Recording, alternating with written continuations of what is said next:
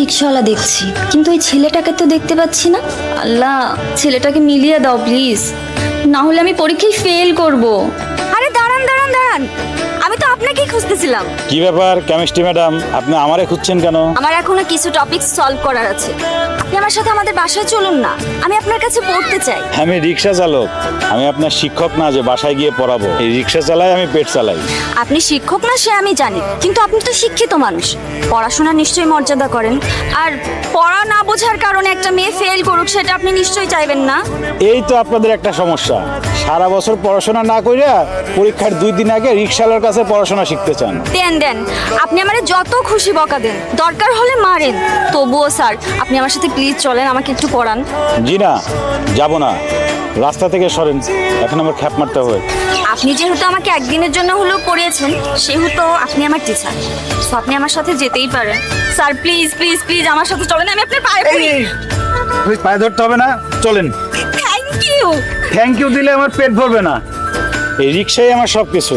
আগে বলেন আপনার বাসায় গিয়ে রিক্সাটা আমি কোথায় রাখবো? আপনি রিক্সা নিয়ে কোনো টেনশন করবেন না, আমাদের গ্যারেজ আছে তো, ওখানে রাখবেন। আমি দারোয়ানকে বলে দিব আমার স্যারের রিক্সা যেন ঠিকঠাক মতো দেখে শুনে রাখে। থাক, আর বলতে হবে না।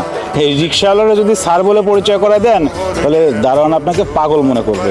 আমার রিক্সা আমি তালা দিয়ে রাখতে পারবো, ওঠেন। চলুন। আপু দেখো কাকে নিয়ে আসছি আমি। তোমাকে বলেছিলাম না এক রিক্সাওয়ালা আমার পড়া বুঝিয়েছে, উনি সে। তুমি তো আমার কথা বিশ্বাসই করো না, সবাই আমাকে পাগল বলেছিলে। এখন উনি এখানে বসে সবার সামনে আমাকে পড়া বুঝাবে। আরে আপনি এখানে বসছেন কেন, সোফায় বসুন। না না, আমি একজন সামান্য রিক্সাওয়ালা, আমি সুপায় বসি কিভাবে?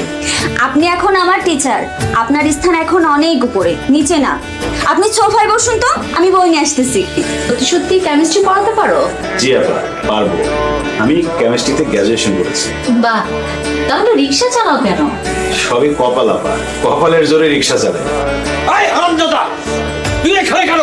হ্যাঁ, কিভাবে ঢুকলি তুই আমার বাসায়? এই ঘুষখোর সিটার বাটপার এখানে কি করে?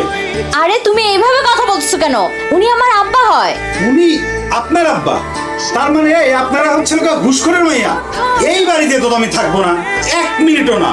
আমি এই বাড়ির মেয়েরে পড়াবো না, এই বাড়িতে আমি থাকবো না। ঘুষখোরের মেয়েরে আমি পড়াই না, তাই আমি গেলাম। আরে আপনি যাবেন না প্লিজ, আপনি গেলে আমি ফেল করব। এই, কি বলি তুই? ফেল করবি মানে? ও না পড়ো তুই ফেল করবি, এর মানে কি?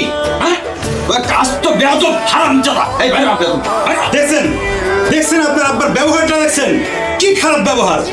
আমরা রিক্সা চালক বলে কি কোনো আমাদের মান সম্মান নাই? শোনেন, আমি কিন্তু একজন গ্র্যাজুয়েট রিক্সা চালক। বাবা খবরদার বলছি, তুমি ওনাকে আর একটাও বাজে কথা বলবা না।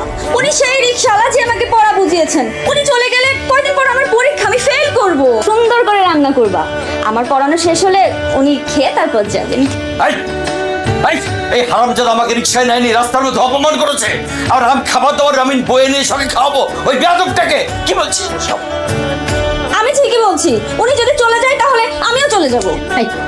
থামতো, আমি দেখছি পড়াশোনার ব্যাপার, এখানে এত বাধা দেওয়ার কিছু নাই। তুমি থামো তো ভাই, তুমি ওকে পড়াও।